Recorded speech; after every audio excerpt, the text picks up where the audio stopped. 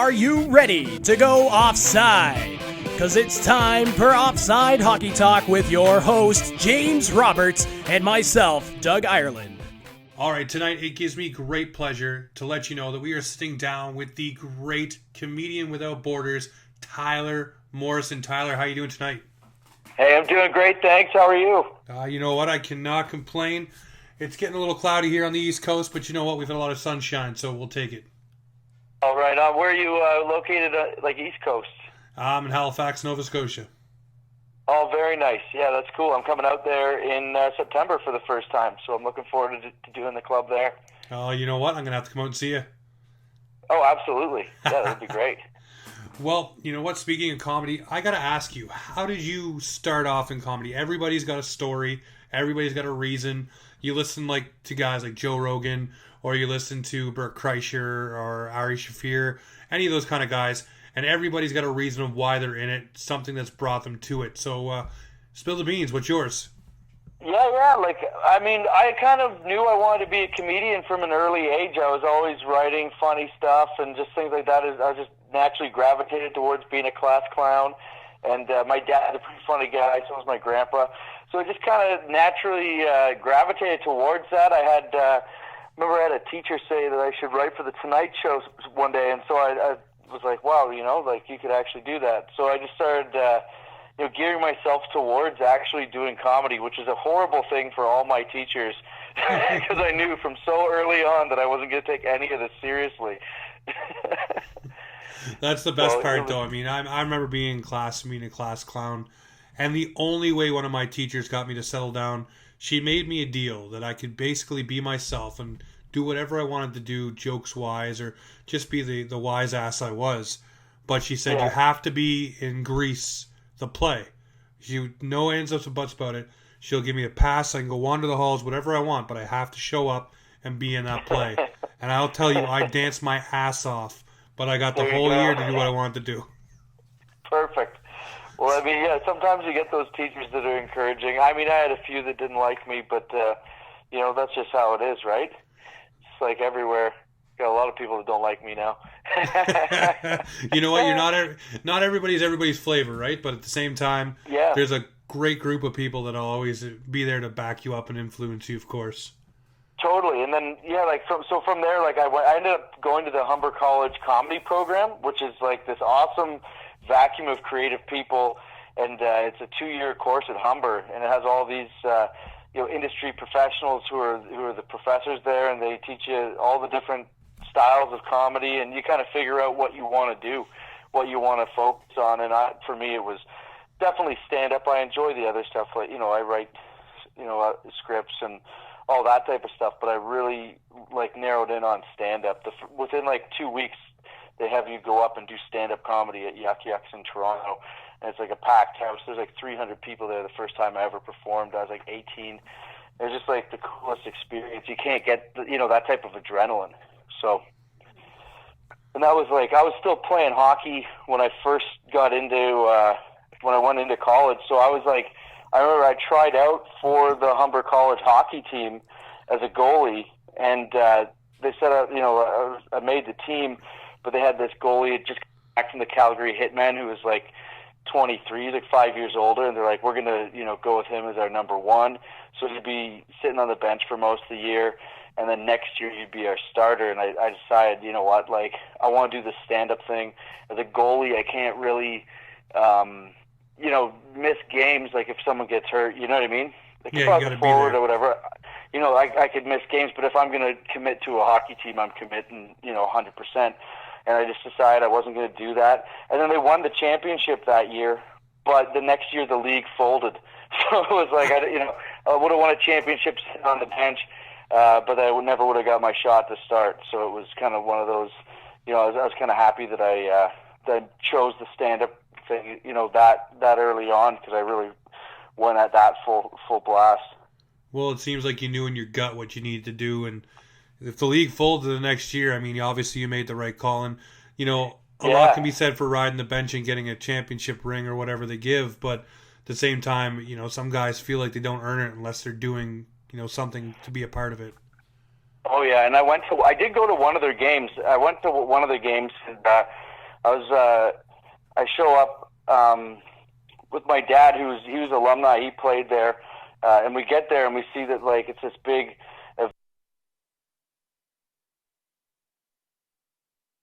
This huge like thing. They brought us upstairs into the bar, free drinks, the whole 9 yards, and I just get annihilated. And and like the Humber College girls dance team is out there, like in like the intermission, they're doing like this dance thing, and I was dating a girl who was on the team, like just like first maybe it was like I might get a second date out of this, and that's when they called my number on the ticket stub to go down and shoot the puck for money. Oh, jeez. And I am so hammered. Like, there's no way I can achieve this. And I'm walking down. I remember her face when she's coming off the ice, and I'm walking on just absolutely blitzkrieged. Just like, what are you doing? And I absolutely embarrassed her, embarrassed myself probably, but I had a good time. I lost to a 10-year-old boy. He scored more than I did. I did get one. You know what? At least you had a good time, though. That's the main part right there. I made enough money off shooting the puck to tip my waitress, so that, you know what I mean? There, that's it. That's the story right there. That's the story right there for sure.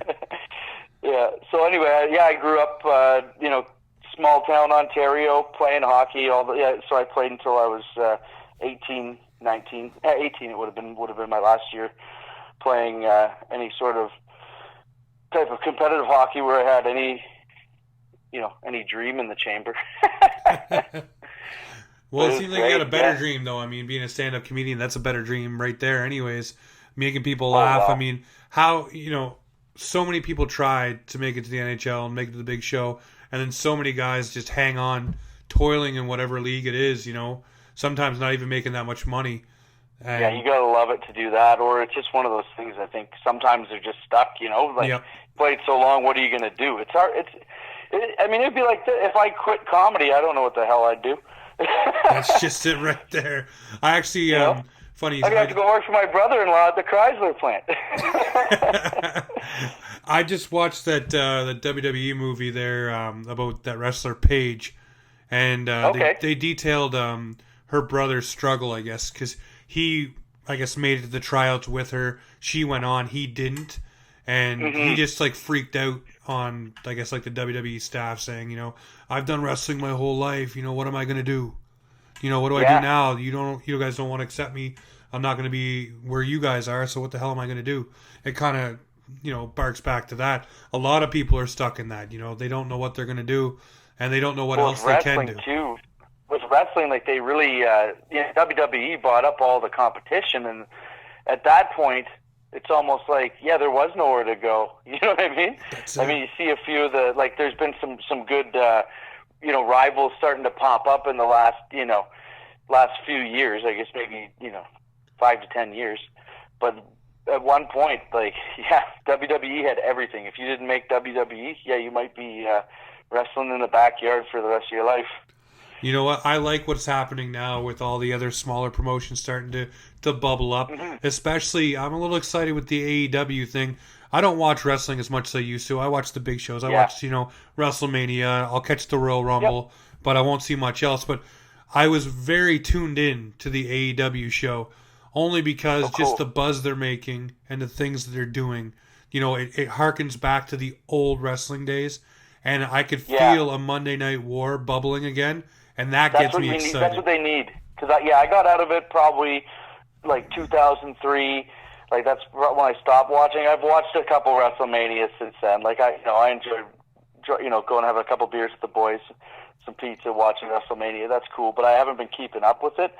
And but there was no competition after a while. And then they made it more family friendly again. It's very hard to make it for you as a viewer to watch wrestling when they've gone back to a family, friendly product after you've just witnessed the Attitude Era with Stone Cold Steve Austin and DX and The Rock and the Monday Night Wars with WCW and NWO. How great that was! Oh, I mean, it's hard to go backwards, No, it definitely isn't. I mean, I think that's why a lot of people went to, watching the UFC or, just different avenues for I guess you call it sports violence, and I love the UFC. I'm a huge mixed martial arts fan, so. Yeah, I love watching the fights, and we got a podcast. John Moses, he's a comedian. We do a podcast called Fight Stories, and we get to interview all these dudes, and it's just fascinating talking to these guys. They're warriors, Well, one guy that I got to talk to was pretty lucky. My wife actually grew up with him. It was TJ Grant, former UFC fighter, and cool. Just sitting down and speaking with him. I remember just having a beer with him, putting in some screens in one of his houses, and just the stuff that they go through, and this, just everything. And this was after his concussion. Basically, he was done, but still on the roster, still getting paid for the insurance through the UFC. But just to hear the stories of what they go through and all that, it's amazing that these guys make it to fight week with the crap they put themselves through to get there. Not to mention the cutting weight and stuff, but just the immense training and preparation. Like most guys, I don't know about you, but I'm not in the greatest of shape. If I tried to pull any of that stuff, I'd probably be laid up for weeks. Yeah, I'd look pretty bad in a bar fight right now. Yeah, I'd be that guy with a shirt over his head just swinging for the lights. We think that we're Conor McGregor, and then you watch the security highlight tapes, and looks like an episode of Bum Fights. Look like a drunk panda at the zoo trying to chase its food. Jeez. Well, I got to ask you, when it comes to comedy, for you, who are your biggest influence? I'd say past and present. Who influences you the most? Yeah, past. Growing up, the first guy that made me want to get into stand-up comedy was Andrew Dice Clay. I just loved the offensive level, the controversy, and like the pandemonium of the fans behind Andrew Dice Clay. And same with Eddie Murphy. I love that rock star style comic. Like that's kind of what I, really made me intrigued in stand-up. And then, in terms of people that really influenced my style.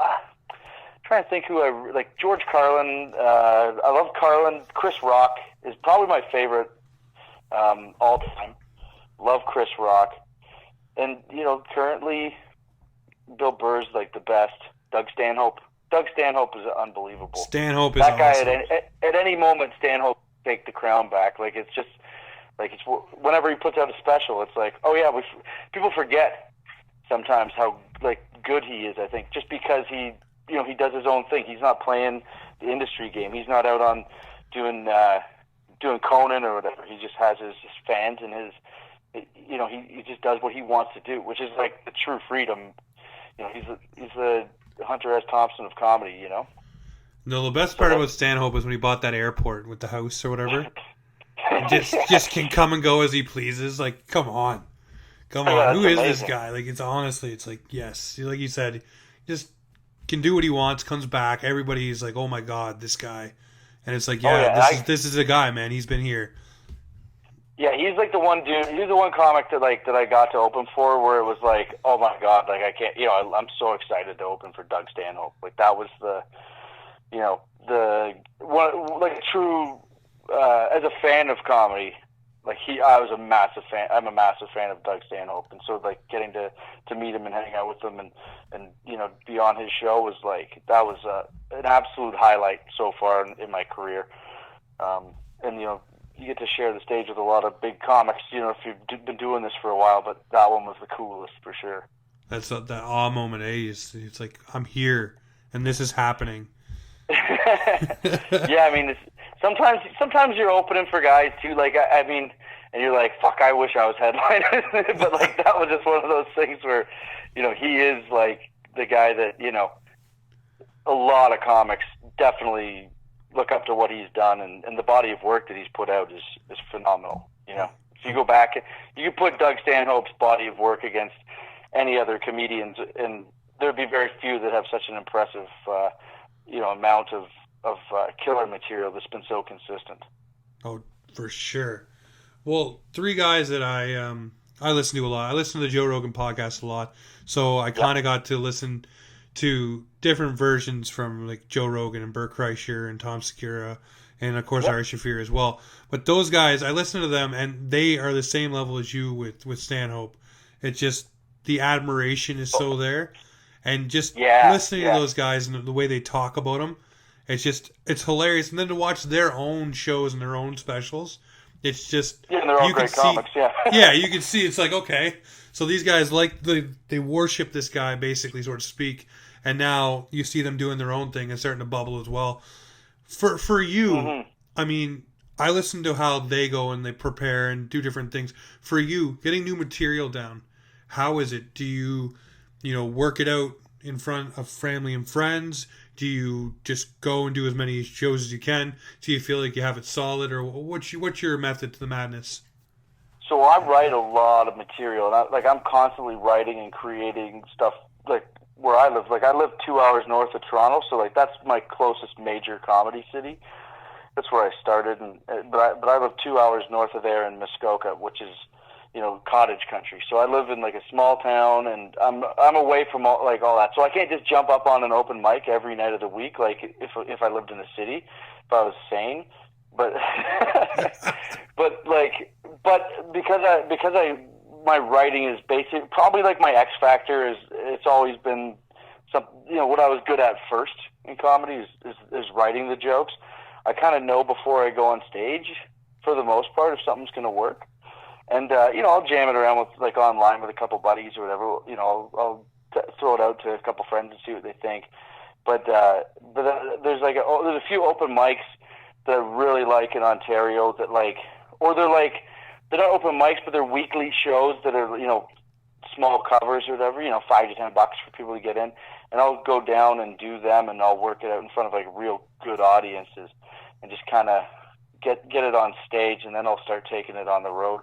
Because I'm headlining most of the shows. I have 40 minutes to an hour, so I can put stuff in throughout, proven material, give it a little bit of a cushion. So if something new bombs, it's not like you're sitting there out on a limb and can't get back. You know what I mean? So I'm able to do that too. That is one really good thing about getting that type of stage time when you're performing. You have that buffer of, you're doing 40 to an hour. It's easy to try a couple jokes in there and recover if they don't work. Have you ever had that moment where it's just been a complete bomb, a thud, and you know it, and you're just like, oh crap, okay, we're going to this? Oh yeah. It happens. It happens to everyone, and it can happen. It happens a lot when you're starting out. It happens when you're let's say you have a routine that works, but you got to start putting that away and start working the new stuff. Yeah, you're gonna hit some bricks. The worst is when you're drunk and you start bombing. I always say I would give back every time I killed when I was drinking to get back every time I bombed when I was drinking. Because it's just extra egg on your face. It's like if you're playing hockey, and I was just reading Sean Avery's book, and he's talking about how if you're hungover, you play extra hard because you don't want to look like an asshole. But it's hard to do when you're actually drunk. Yeah. And the worst part is when you're drunk too. You think you're funny no matter what. It doesn't matter. Yeah, you're rocking some sort of confidence, right? Yeah, and you got that swagger. Like you said, the Conor McGregor, the arms are going. You're good. Doesn't matter. Oh, yeah. I remember bombing once in Toronto in front of, there was only, 10 people there, maybe. Max is a small bar. One of them, though, was what's his name? Oh, Joey Fatone from NSYNC was one of the guys I bombed in front of. That was the best. That was my favorite bomb, maybe. You know what? The good thing about a bomb is, though, you can tell the real good comedians because they have something to come right back with.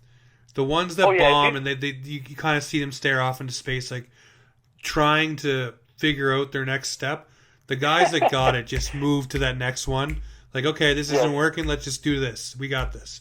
And those other guys just see them stare off, and it's like, oh no. It's fun digging a hole. Yeah. And the other thing that's really funny, my favorite thing about bombing, is when you're dying and you just hear one of your buddies in the back laughing because he knows you're dying. That's one of my favorite things ever. Just hearing that laugh, it's the best because it's just sometimes you can't win them all, right? No, definitely not. But at the same time, at least you got the balls to be up there and doing it. There's so many people that chirp that just don't have the set to go up there and do something, even a minute, just a couple jokes that they think are funny, don't have the stones to get up there and do it. But they'll heckle you, no problem. Oh yeah, those are the guys too that like sometimes they're the guy who thinks that they're the funny guy in the group, and then all of a sudden they're out and all the girls that they're with are laughing at the comedian on stage. This guy's had a few beers and he doesn't like not being the center of attention anymore. Yep. So then he has to yell out and like he's looking at his friends for approval. That's just an insecure person almost every time, you know.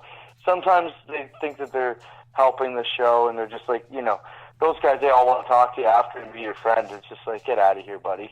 Yeah, you're sitting down there being an ass and now you want to, schmooze with me. I don't think so. Oh yeah, like I've had people where I've just run them out of the building and then they're still trying to be your buddy after. It's like, get out of here. Who doesn't care? It's hard for me to get into the mindset of those people because it's just, I don't know, I don't think like that, but I get, you have to try and figure out to understand what you're dealing with. You know, the worst is a drunk, good-looking woman who's had a few glasses of wine. They are hard to shut down because nothing you say to them is getting through. No. It's just they're gonna go at you. That becomes like a challenge. I mean, you can turn the crowd against them, but it won't register to them.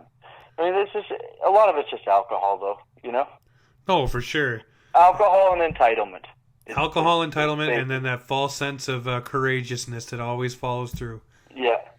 Yeah, and that's basically it. I mean, I don't get heckled too much. So I think the type of comedy I do, people once they hear the jokes, they know that it's going to be, if they start piping up, that I'm going to have something in the chamber. So that's good though. I was listening to Rogan say that stuff. Was it Rogan or Kreischer? One of them. It was Kreischer. He always has a little. He's like, I got 6 one-liners ready for any girl or any guy that wants to chirp. He's like, I got them ready for you, and if you want to keep going, I can go just as long as you can, and I guarantee you won't be laughing by the end of it. Yeah. Oh, Kreischer's hilarious. So. Yeah. So no, when you come down here, I definitely can't wait to see you. I can't wait to watch. It's gonna be hilarious. I cannot wait. Oh yeah, I'll get you guest list. I don't know anyone there, so I can waste them on you. That would be awesome. I would be honored to go. Don't worry, I will be there no matter what. I'd pay. Do you know where you're going to? Yeah, it's Yuck Yucks in Halifax, September 19th to 21st. So it's 3 shows that weekend. That is awesome. No, I will be there for sure. I will stand there with a big sign or whatever, and I'll be that guy in the back laughing when I know that you're bombing. I'll quietly laugh to myself. I need that laugh in the back. I need Tom Green's Phil Giroux, you know? Oh, that'd be wicked, man. No, honestly, in prepping to have you on, it's good to have different varieties of guests from, hockey to comedy to everything. And just watching your stuff and just going through and seeing what you do, it's hilariously funny. Thanks, man. Well, no worries at all. But the one thing I have to ask, with being a Leafs fan, you all know, everybody knows, we take a lot of abuse. So being a comedian, does it just go hand in hand, being able to tell some of those jokes or being the butt end of those jokes and being able to spin them on people? Yeah, like for me, it's like it never really bothered me. Like people are gonna have their teams, and I feel like the hatred towards the Leafs is they're the biggest, hockey center in the universe. So people just naturally hate, that type of thing. Like Montreal Canadiens fans are actually the ones that hate us so much, and they're the ones that always initiate shit with us. I swear, I don't know if I'm allowed to swear on this, but they like I always find Montreal. It's like, you guys, if you've won the most cups, why are you so insecure that you have to say something? Like, I can appreciate someone else's love for their hockey team. Exactly. But if your team's so good, you know what I mean? Why do you have to try and slag someone else? You know what I'm saying? Like, it's all funny. Like, I mean, obviously, but I always find that like I get into like confrontations with those people when I don't really care, you know? No, they're overprotective. Some guy was starting up with me at the airport, and I'm just like, I'm like, do I have to like get into a fight at the airport? I haven't even watched hockey. I haven't watched hockey in like 2 years because I think it's too soft. No, I have to defend the Toronto Maple Leafs because I was wearing a Leafs hat, and this guy's just like, that's just it, eh? Starts yipping, eh? He's like, he's an oil worker or whatever, but like, I don't care. I'll fight anybody. Well, the worst part is, I put it out on Twitter one time. You know, there was this guy chirping me because obviously we're a Leaf-centric podcast. We like to talk about the Leafs. But this one person just kept going and going and going. So I just posted, I said, man, you're a Montreal Canadiens fan. How does it feel to have a Leafs fan living rent-free in your head constantly? You wake up in the morning, your team is Montreal, but the first thing you think about is the Leafs. Honestly. Yeah, that's it, man. It is, and you know, like I said, I haven't been paying attention to hockey for the last couple of years, and I was still ready to like drop the mitt at the airport with this guy. But it was more just like where he was coming from, and it's just that insecure place where Montreal fans live. I don't get that. God. Yeah, it's right between an Ottawa Senator fan and a Vancouver fan, that insecure spot. But Montreal's team is the most storied team. I mean, I'm sure there's some stars beside there's some asterisks on a few of those cups. You know, back when they were wearing magazines on their magazines for shin pads, eh? Jesus. Do the Montreal Maroons count? I don't know, but listen, Vancouver fans will tell you the Vancouver Millionaires count. So. Yeah, Jesus. yeah. I mean, hey, listen, Montreal, though, most storied franchise of all time, and I just don't understand the insecurity there. The Habs have had some amazing teams, and it looks like Toronto's turned the corner, and hopefully they can keep things manageable with the salary cap and what's going on there. It looks like they're having some trouble. They're having a little bit of trouble. A little bit of nerves. I got to back up just a second there. You said something about hockey and getting a little soft. What do you mean getting a little soft? Are you talking about the fighting, just the rough stuff, or what? Not enough fighting, man. Like, it's just, I love, you know what? Okay, this is my theory about it all. Hockey used to be exciting, and it was exciting because there was a tension that at any moment it could boil over and devolve into chaos. That is gone now. It's been eliminated. With all the fighting taken out and the way they've changed the rules of the game and just naturally over time, the generations after have been a little bit softer. They're more focused on their health and money, and that makes sense to a degree too. But the teams now, and I think it has a little bit to do with players are all buddy now a little bit more. It used to be a little bit more for players played for pride. Now it's for money. These teams used to be gangs going into other teams' towns. There wasn't a lot of love on the ice in the Chuck Norris division in the '80s and early '90s. No, it was a lot more rough and tumble. You're right. I hear that, but I mean at the same time, just don't. I don't mean to cut you off, but this is what I think. I think the fact is, like, I could watch a hockey game back then with no fights. But there was, there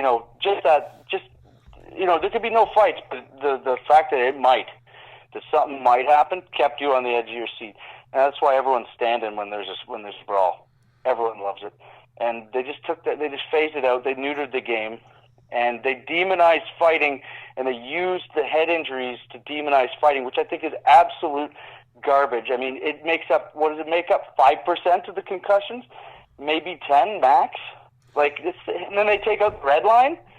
They take out the red line, but they're demonizing fighting, and the media has so much to do with it. The media is an embarrassment. The way that they went after fighters, they tried to use the deaths of those players when Bugard, Belak, and Rippon all passed away tragically. Just the fact that they were all tough players, they tried to use that as the catalyst to get fighting out of the game. And there's a lot of people in the media that should be ashamed for doing that. But then at the same time, what do they play before every single game?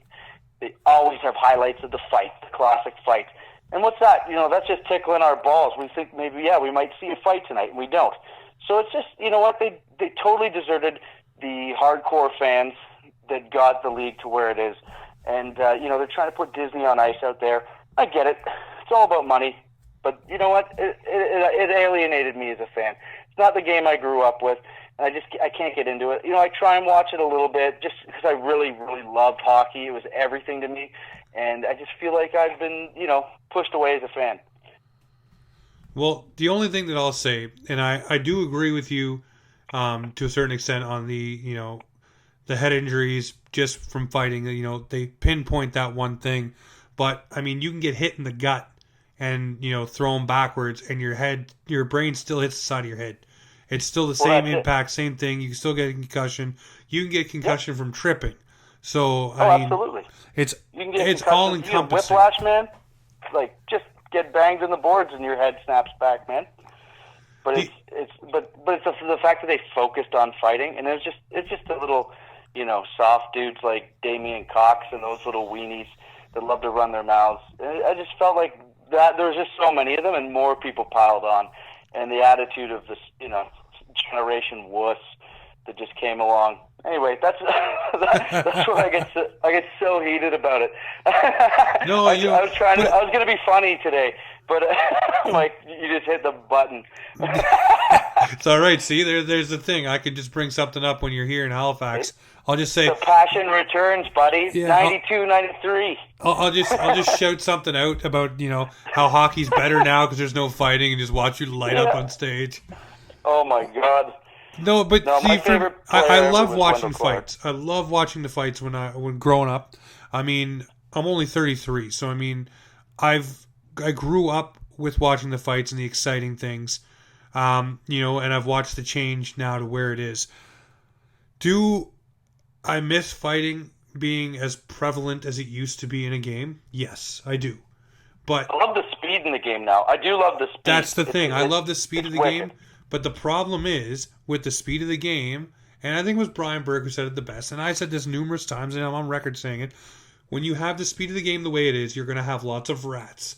You're going to have lots of guys who do dirty, dirty things. And it did start out that way. When fighting started to peter out, you had guys like the Car Bomb, Daniel Carcillo.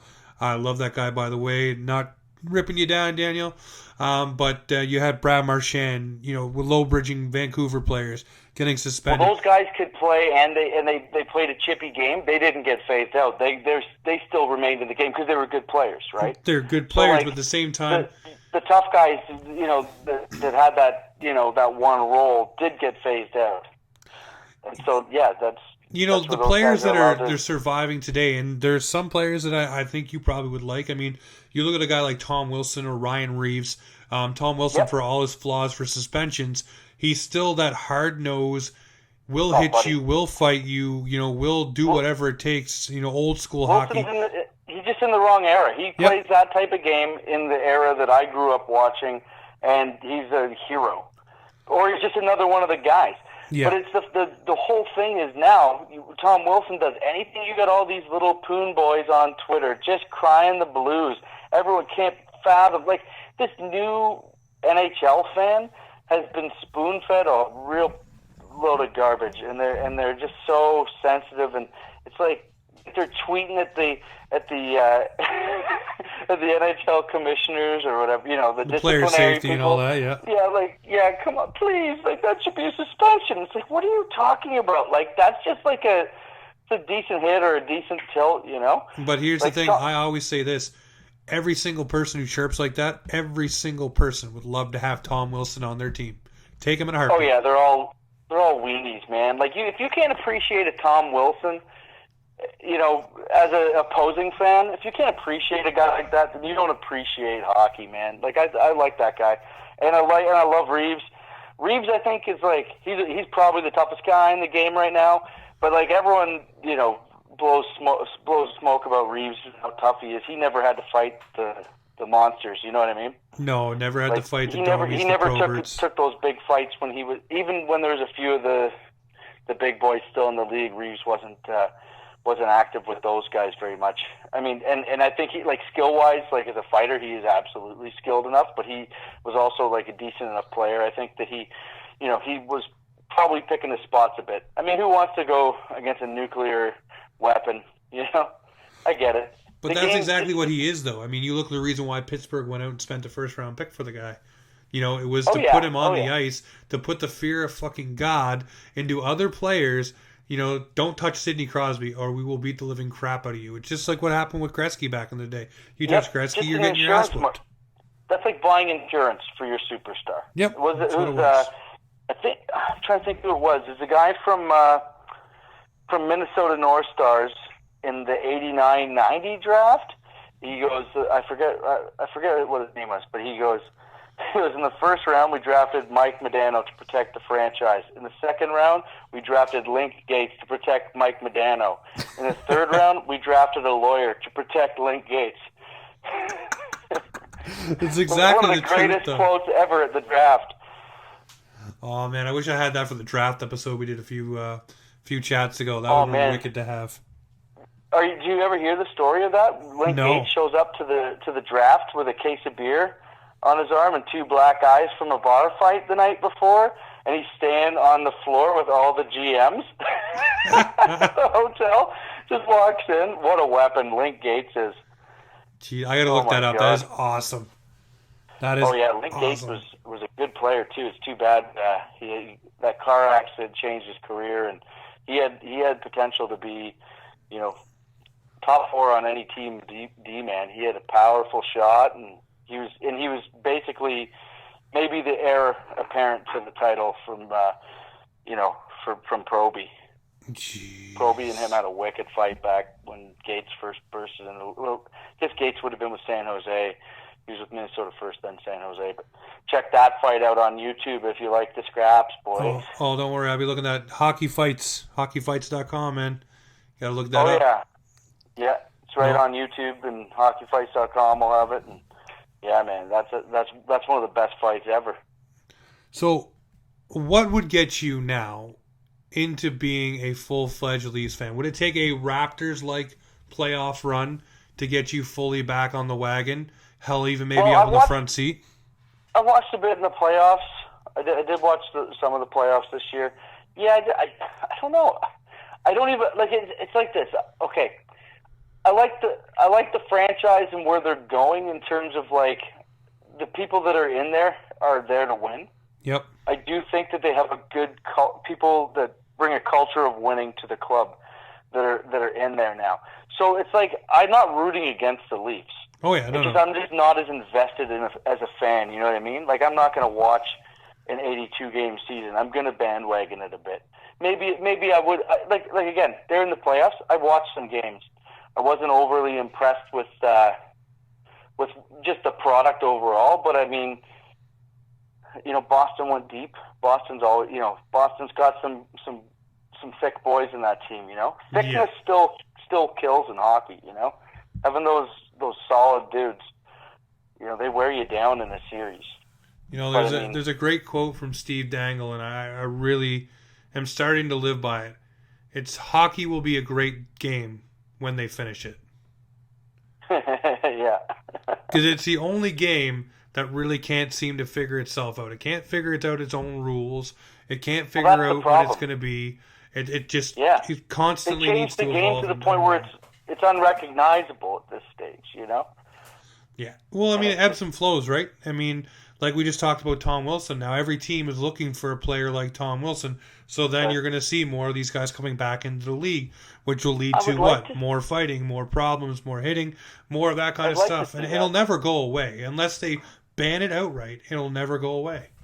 They don't want to ban it outright just because they know that it, gets the popcorn selling. And it's like you just said, though, that feeling in a game where you can be on the edge of your seat knowing that at any moment something is about to pop off, whether it's a skirmish, whether it's at the face-off, just having that simmering under the surface makes it almost worthwhile just to go watch a game with Ryan Reeves in it or Tom Wilson, just because there's that chance that someone might be scrapping. There needs to be one of those guys at least on every team. You know what I mean? For that to happen, like there's just and hopefully hopefully it swings back around.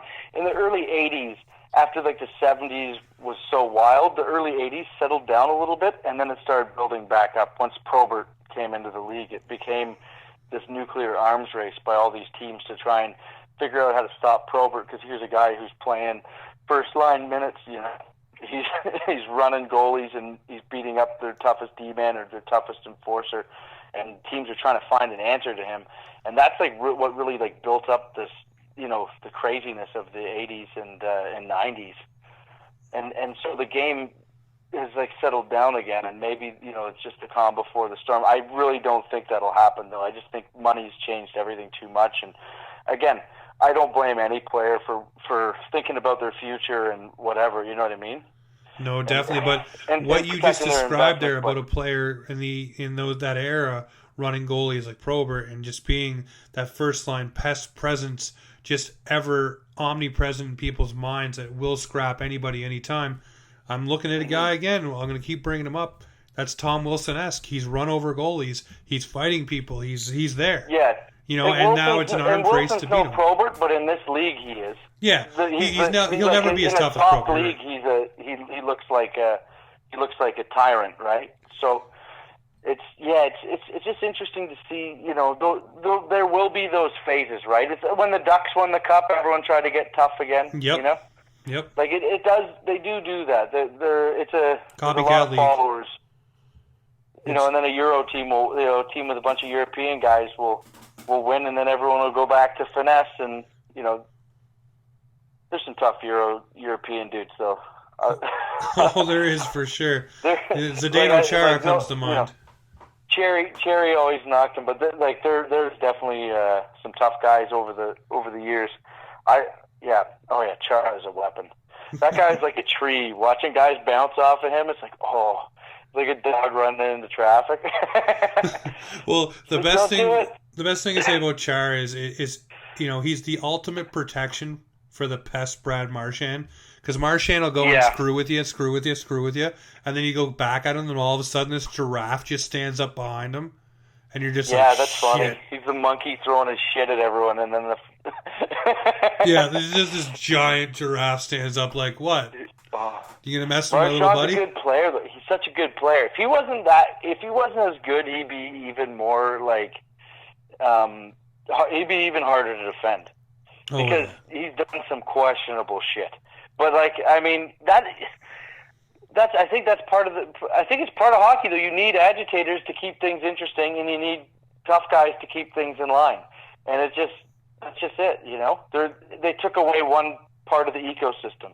Yep, and now you just have the guys that know how to be pests. Yeah. And the worst part is, with players like Marchand or Tom Wilson, Corey Perry, Nazem Kadri to an extent, they know how to walk the line now of not getting a penalty but still being dirty and greasy every single time. Oh, yeah. And I think that's why the St. Louis Blues did so well against the Bruins, because they have a bunch of guys on that squad that know how to do the same crap that Marchand does and get away with it.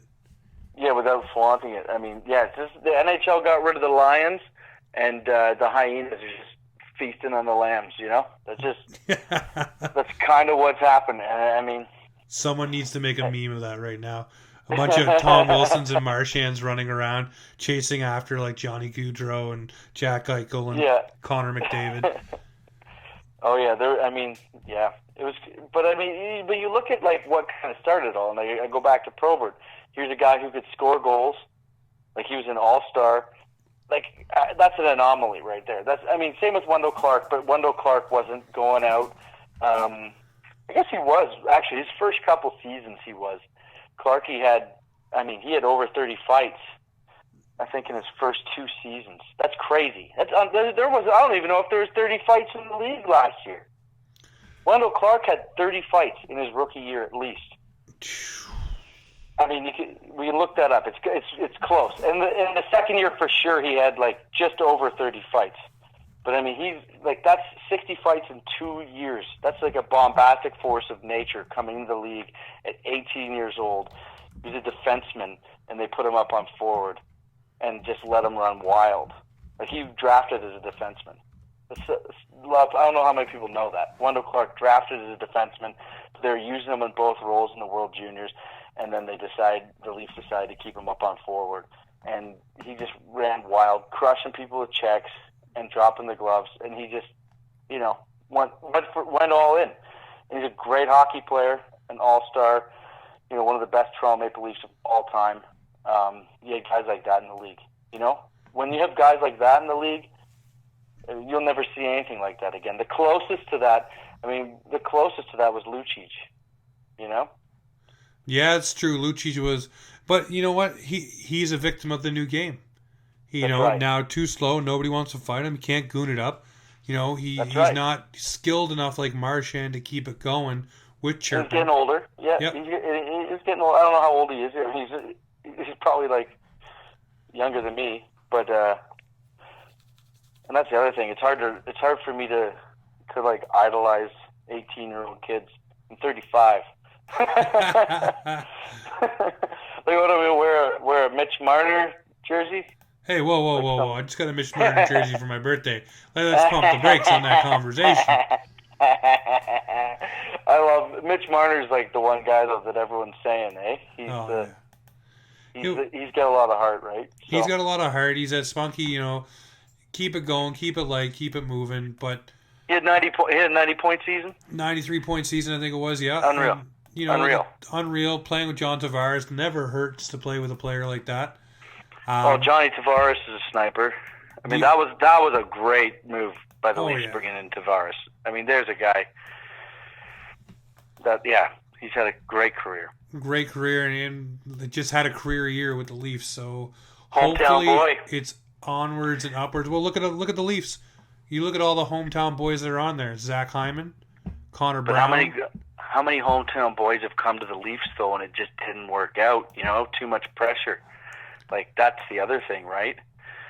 I mean, it was like, what was so bad for like Clarkson coming in. Like, that was a guy everyone thought was, going to be the next big, combination of coming of Wendell Clark. They really did. I don't think it was fair to him that he got billed that way, but he did have such a great season in New Jersey, and they played it just right in the terms of the free agency, and he got the best money he could get. But you get that type of money in Toronto, you better come in and deliver, right? And it was too bad to see, because I think he's probably a good dude, and I was rooting for him, I was rooting for him too, but the problem was they didn't use him right. They didn't put him on the power play. That's where he got a lot of his cookies over in New Jersey, right? But they didn't use him. True. A lot of it's, I mean, the coaching and stuff in that era was not always, what I wanted to see. So the other problem with Clarkson was he started off on the huge wrong foot in the preseason, jumping off the bench and getting a 10-game suspension for going after Scott for whapping at Kessel, right?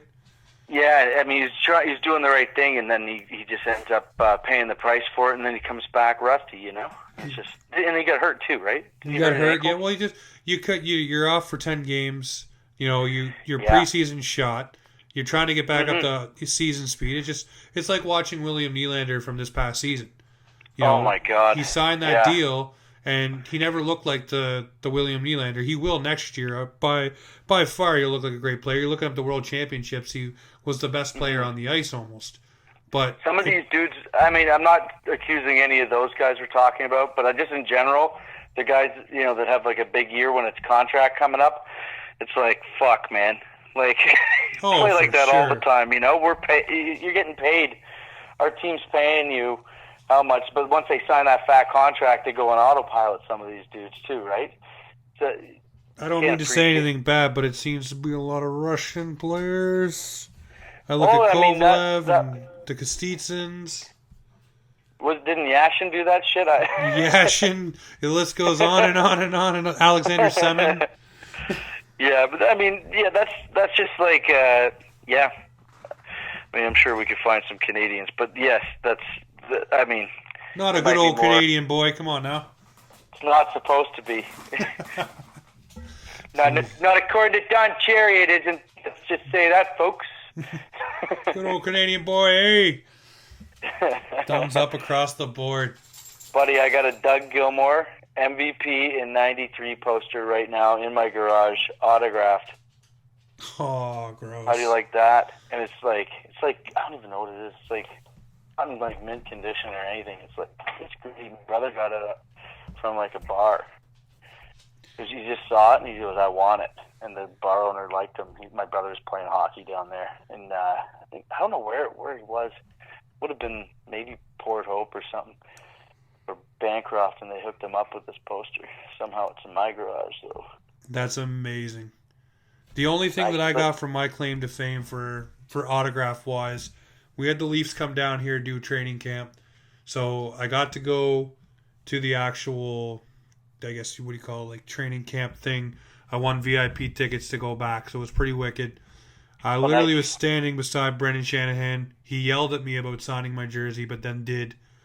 He actually follows us on Twitter because of it. Pretty fucking neat. Cool.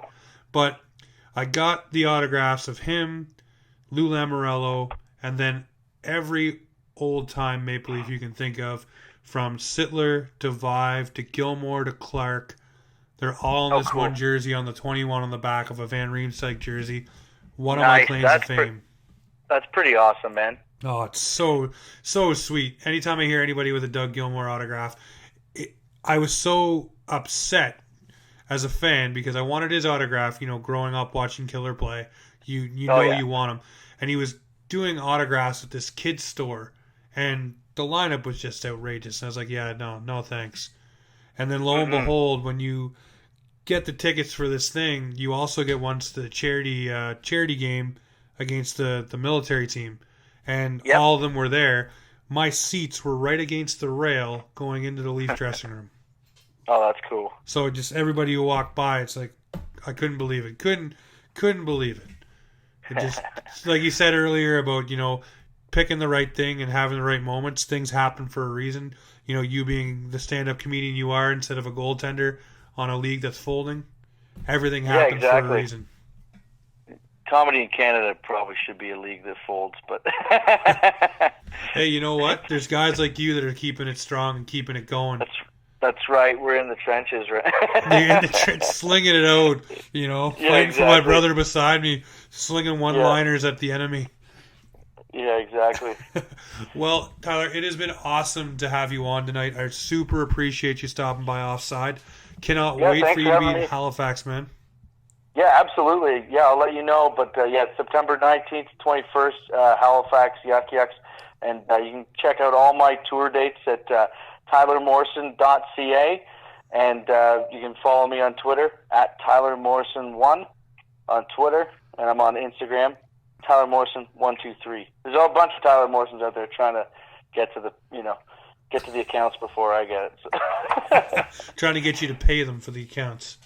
That's right. But and check out if you guys love podcasts, get this one into your rotation too. Fight Stories Season 2 going to be coming out very soon. Actually, in the next few weeks, I'm guessing. John Moses, the comedian, also from Toronto, and myself, we interview all different types of fighters from all different walks of life. We have MMA fighters, hockey fighters. Season 1, all of it's on YouTube. We had Colton Orr, Jim McKenzie, Darren Kimball. So we've had some awesome dudes on, and next season's already jacked. We got the real life Ogie Oglethorpe coming. He's already done the episode, so we've already recorded that. 5-time boxing champion Vinny Paz. It's going to be wild. So yeah, if you guys like fights and like tough hockey, we get a bit of that, but we also have maniac street fighters and you name it. And comedians. It's just a gong show. So Fight Stories, it's on iTunes, it's on YouTube, and all the different platforms, Laughable app, all that. So be sure to check it out. Be sure to check out everything that Tyler Morrison's putting out. Be sure to get out wherever he is and support his ass. As we said, Canadian comedy needs to get bigger and badder, and we need to start supporting our local Canadian comedians. Tyler, it has been awesome to have you on, my friend. Thanks, but don't let them fade edgy comics out of Canada like they did The Enforcer, okay? Come out and support, guys. Thank you so much, man. I appreciate it. Not a worry, buddy. We'll talk to you soon. All right, take care. Bye.